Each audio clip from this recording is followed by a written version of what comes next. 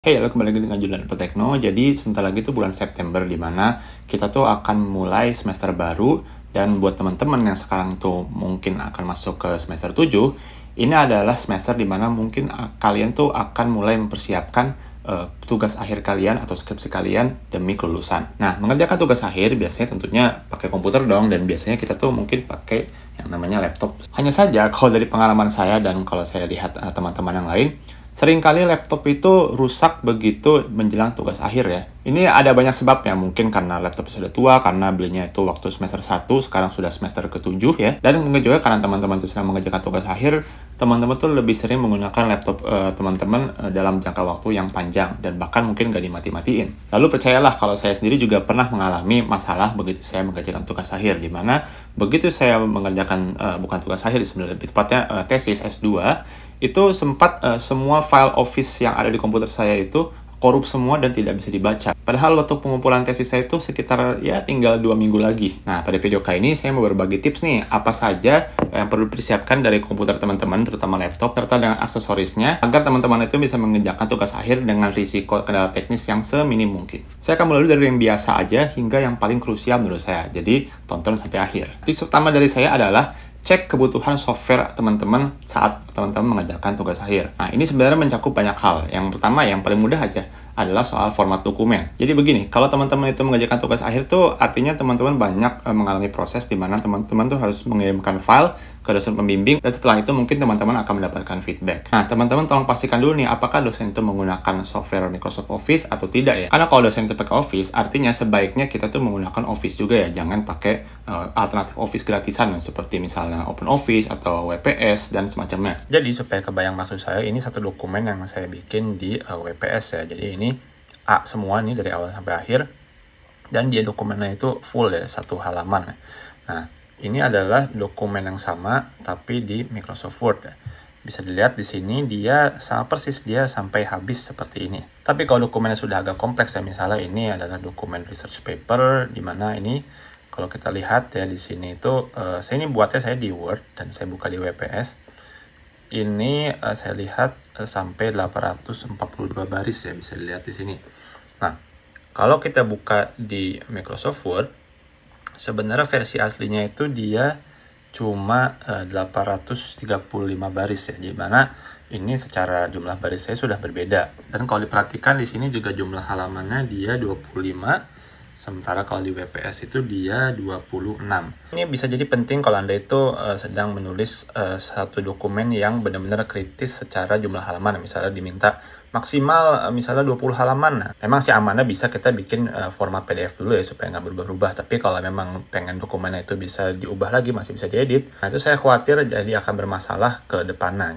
Jadi menurut saya WPS itu masih oke. Jadi saya sudah pakai untuk bikin dokumen-dokumen sederhana, masih bisa bagus-bagus aja, nggak ada format yang berubah seperti WPS zaman dulu. Tapi kalau dokumen Anda itu kritikal secara format, menurut saya ada baiknya Anda itu mungkin lebih baik pakai Office saja.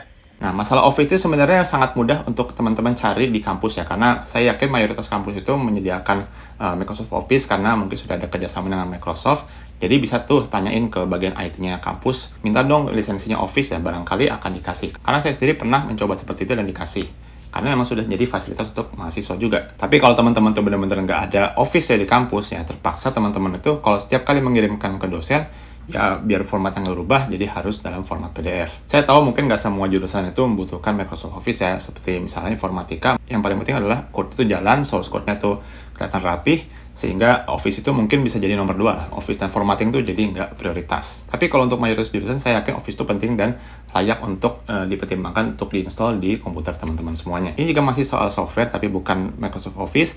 Teman-teman juga mungkin akan menggunakan software khusus yang diperlukan untuk bisa mengerjakan tugas akhir. Misalnya untuk jurusan teman-teman teknik sipil mungkin harus pakai AutoCAD, atau mungkin harus pakai StatPro atau SAP 2000. Kalau mesin tuh mungkin pakai CATIA atau pakai ANSYS. Bahkan teman-teman yang jurusan sosial pun mungkin akan membutuhkan software khusus ya, misalnya seperti SPSS untuk olah data statistik. Nah, kalau untuk software-software seperti itu, saran saya sih mungkin kalau bisa pakai aja komputer yang ada di kampus masing-masing ya.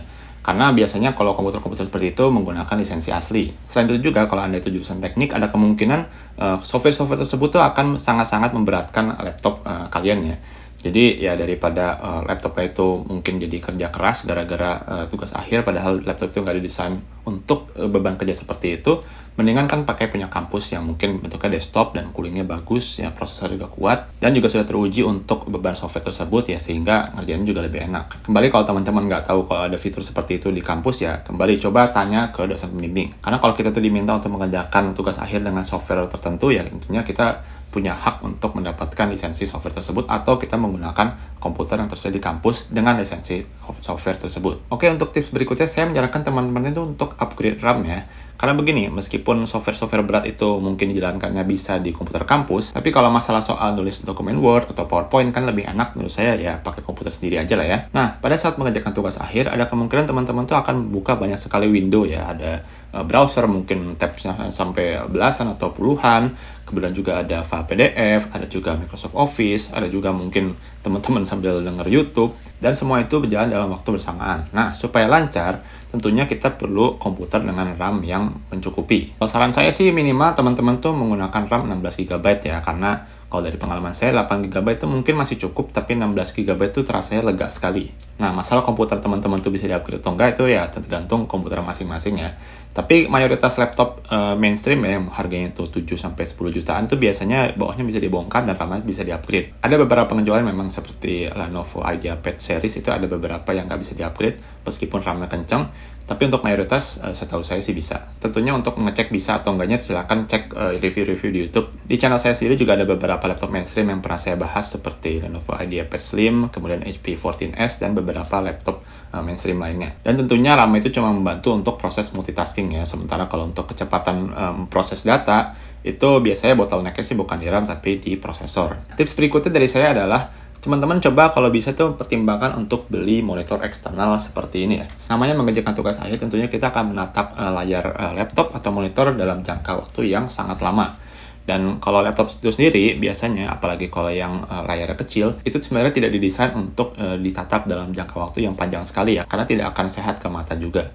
Jadi saran saya sih kalau bisa teman-teman tuh dapatkan monitor eksternal seperti ini untuk ditaruh di rumah. Ini kalau monitor saya sih kalau dirupiahin, ini saya di Korea jadi saya nggak tahu di Indonesia, tapi dirupiahin tuh sekitar 1,2 juta juga dapat ya. Kalau keperluan office, menurut saya sih layarnya nggak harus yang misalnya 4K atau bahkan Full HD pun mungkin tidak wajib lagi ya kalau memang dananya terbatas. Yang penting adalah ada layar tambahan di sini meskipun kualitasnya nggak seberapa. Nah, selain untuk memperluas layar pandang, monitor eksternal ini juga bisa sangat berguna untuk multitasking ya. Misalnya seperti di sisi atas ini untuk misalnya browser atau file PDF, sementara Microsoft Word-nya atau dokumennya itu adanya di sisi bawah, sehingga kita nggak perlu sering-sering alt-tab gonta-ganti window. Tips berikutnya dari saya adalah coba beli aksesoris penunjang dari laptop atau komputer secara umum untuk bisa melancarkan tugas akhir teman-teman. Nah, salah satu contohnya adalah teman-teman tuh kalau misalnya di laptopnya itu cuma ada port HDMI ya atau VGA aja ya, itu perlu diperhatikan karena kalau kita mau presentasi di kampus barangkali proyektornya itu cuma ada port VGA aja atau HDMI aja, sehingga jangan sampai nih teman-teman tuh mau sidang tugas akhir atau seminar tugas akhir taunya komputernya nggak bisa dicolok ke proyektor, kan ya sayang banget ya. Selain itu juga saya menyarankan teman-teman itu untuk beli flash drive ya, meskipun nggak gede, misalnya 8GB dan 16GB juga sudah sangat-sangat cukup. Ini fungsinya pertama untuk backup sementara, jadi bukan yang permanen. Tapi yang lebih penting lagi adalah kalau teman-teman itu butuh ngeprint tugas akhir. Kalau teman-teman laptopnya itu sudah tua juga mungkin bisa dipertimbangkan untuk beli riser aja di laptopnya itu posisinya sedikit lebih tinggi seperti ini, dan kadang-kadang juga ada fan-nya ya, sehingga sirkulasi udara pada laptop tersebut tuh bisa lebih lancar. Tapi perlu diingat di sini keywordnya kalau sudah tua ya, kalau sudah tidak bagus sirkulasi ya. Tapi kalau memang masih bagus, kemudian juga nggak berisik, baterainya juga masih bertahan lama, menurut saya kalau cooling tambahan seperti itu tuh mungkin jadinya nggak wajib lah, karena artinya yang bawaannya tuh masih bagus. Untuk berikutnya saya sarankan teman-teman tuh maintenance laptop teman-teman sebelum mulai tugas akhir ya. Beberapa yang saya sarankan adalah, pertama, teman-teman update semua security update dan patch update dari Windows ya. Ini gampang kok caranya, tinggal ke setting, kemudian update, kemudian habisin tuh semua update teman-teman dari sekarang, supaya pas tugas akhir itu nggak menumpuk banyak banget, sehingga akhirnya dipaksa untuk restart dari Windows itu sendiri. Yang namanya Windows update itu memang belakangan suka agak memaksa ya. Ada sih caranya supaya kita tuh tidak dipaksa untuk update, tapi ini dengan software trik tertentu, saya kasih linknya aja di deskripsi. Tapi pada intinya, kalau memang teman-teman itu sudah lama banget nggak update, saran saya update dulu, sehingga ya nggak memberatkan laptop kita juga, sehingga nanti ya kalau memang ada update itu nggak kepanjangan update-nya. Selain itu kita juga bisa maintenance secara fisik ya, misalnya kalau laptop sudah tua itu barangkali ada bagusnya kita bersihkan kipasnya. Kalau memang nggak bisa, saran saya dibawa ke tukang aja. Kalau laptopnya belakangan tuh sering crash atau blue screen itu, ada kemungkinan, ini nggak selalu sih, tapi ada kemungkinan itu masalahnya tuh di RAM. Jadi mungkin bisa diganti RAM-nya. Dan kalau teman-teman tuh pakai laptop yang lama banget dan harddisk itu masih yang spinning harddisk ya, HDD, saran saya itu coba upgrade ke SSD, karena itu bakal kerasa banget bedanya secara kecepatan. Sekarang SSD itu murah banget kok, bahkan nggak nyampe sejuta aja sudah bisa dapat 500 GB. Memang kadang-kadang nggak terlalu murah banget, tapi ini kan bisa dibilang investasi waktu juga ya. Karena kalau kita kerja lebih cepat kan bisa lebih banyak waktu yang bisa kita hemat. Tips berikutnya dari saya adalah teman-teman mungkin bisa mempertimbangkan untuk beli printer. Jadi begini, kalau saya pribadi dari tahun 2013 lalu itu saya memang kalau asistensi tugas akhir itu nggak pernah bawa dokumen ya untuk dibaca sama dosen bimbing setiap kali saya datang bimbingan. Kalau saya pribadi dari dulu tuh pakainya PPT, dan PPT itulah yang jadi progres tugas akhir saya. Tapi saya tahu ada beberapa dosen yang mungkin masih prefer untuk pakai lembaran-lembaran kertas gitu untuk bimbingan, dan karena ini dilakukan berulang-ulang ya, ada baiknya mungkin teman-teman tuh beli printer supaya nanti setiap kali bimbingan itu ya teman-teman tinggal masukin kertas, pastikan tintanya cukup, kemudian print setiap kali mau bimbingan. Ini mungkin perlu sedikit hitung-hitungan apakah ini akan lebih hemat atau enggak, tapi setidaknya ada manfaat nyata di mana teman-teman kalau setiap kali mau bimbingan, artinya teman-teman nggak perlu ke tukang printer lagi. Jadi cukup kerjakan di rumah, begitu saya mau bimbingan di print sendiri kemudian berangkat. Printer itu sendiri nggak terlalu mahal sebenarnya, kan banyak yang di bawah sejuta setahu saya. Dan kalau memang dirasanya wah ini printer agak mahal, mungkin bisa sharing dengan teman lain, selama Anda yakin kalau teman itu tuh nggak bakal boros-boros banget soal tinta. Tapi kalau teman-teman tuh dapat fasilitas reimbursement print tugas akhir ya, mungkin baiknya memang langsung aja ke tukang fotokopi selama dari toko tersebut setiap kali teman-teman ngeprint tuh bisa dapat bondnya. Tips saya dari saya, dan menurut saya ini mungkin paling penting, teman-teman sebelum mulai tugas akhir pastikan teman-teman itu punya external hard disk atau minimal banget cloud storage. Teman-teman mungkin sering baca ya di berita, seorang mahasiswa itu sudah mau lulus tapi filenya tuh hilang kena bencana alam, atau laptop tiba-tiba rusak, atau laptopnya mungkin dicuri, dan kejadian macam-macam sebagainya yang membuat semua progres mahasiswa tersebut tuh hilang begitu saja. Nah, tentunya saya nggak mengharapkan kejadian ini terjadi ke siapapun. Oleh karena itu, tentunya supaya kita tuh nggak kehilangan semua progres kita perlu rajin-rajin backup ya. Kalau saya sih dulu biasanya pakai external hard disk plus ke cloud storage. Meskipun saya biasanya bedain kalau file-file besar seperti file simulasi software analisis struktur mungkin ke hard disk, sementara kalau untuk dokumen-dokumen Office mungkin saya ke cloud storage. Untuk cloud storage sebenarnya ada kelebihannya di mana teman-teman tuh bisa mengakses dimanapun, kapanpun teman-teman mau, meskipun teman-teman sebagai gantinya harus bayar sekitar ya minimal banget 30.000 sebulan. Beberapa cloud storage seperti Google Drive dan OneDrive itu punya fungsi sinkronisasi antara yang ada di komputer dengan yang ada di cloud ya. Jadi setiap kali nge-save di komputer itu bisa di backup ke cloud. Nah, soal fitur ini untuk beberapa teman atau mayoritas teman-teman saya sih berhasil lah, tapi kalau saya pribadi jujur justru malah ini hampir bikin saya nggak lulus ya. Entah kenapa waktu itu tuh semua file saya tuh korup Office saya ya, termasuk yang ada di cloud ya. Mungkin perkiraan saya sih ini mungkin karena gagal sinkronisasi ya. Jadi semenjak saat itu saya belum terlalu pede untuk bisa merekomendasikan automatic sync seperti itu. Jadi ya kalau memang mau nge-backup file ya udahlah kita drag and drop ke Google Drive atau OneDrive secara manual lewat browser. Waktu itu untungnya alhamdulillah saya ada satu file yang selamat, dan itu adalah satu file yang iseng banget sebelum kejadian itu terjadi, sebelum file-file itu korup.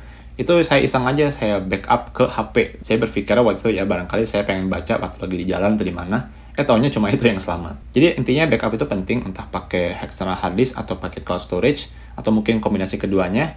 Dan teman-teman tuh perlu rajin-rajin backup agar kejadian-kejadian tidak menyenangkan yang sudah saya sebutkan tadi itu nggak terjadi ke teman-teman. Oke, demikian aja tips-tips singkat dari saya. Mudah-mudahan bermanfaat. Mudah-mudahan teman-teman selama mengerjakan tugas akhir dan skripsi ini lancar-lancar aja. Silahkan like video ini jika dirasa bermanfaat. Subscribe jika tidak ingin ketinggalan konten dari teknologi lainnya. Saya Julian, terima kasih telah menonton.